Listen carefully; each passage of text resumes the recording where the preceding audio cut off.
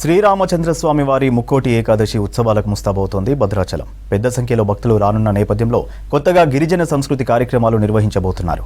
దానికి తగ్గట్టు అధికారులు ఏర్పాట్లు చేస్తున్నారు.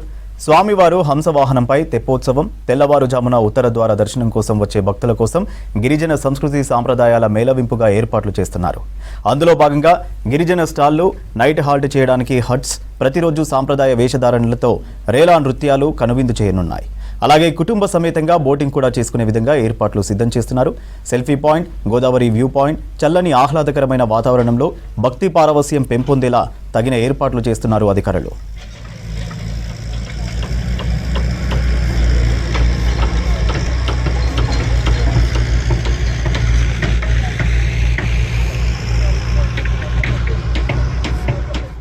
ముక్కోటి అట్లాగే వైకుంఠ ఏకాదశికి అన్ని ఏర్పాట్లు మన పిఓఐటీడీ గారు అండ్ ఆర్డీఓ గారు, అదేవిధంగా టెంపుల్ ఎండోమెంట్స్ టీమ్ అందరూ చాలా మంచి పకడ్బందీగా చేస్తున్నారు.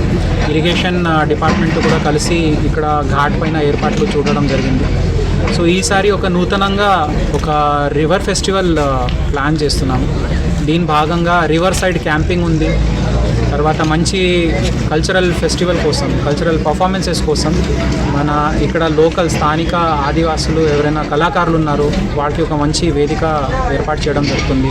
దాంతోపాటు భద్రాచలంలో తర్వాత మన ఆదివాసీ ప్రాంతంలో కల్చరల్ ప్రకారంగా స్టాల్స్ కూడా ఏర్పాటు చేయడం జరుగుతుంది. దీని ద్వారా తినే పదార్థాలు చాలామందికి తెలియదు, ఎంత మంచి ఔషధి పదార్థాలు కూడా మన ఆదివాసులకి తెలుసు.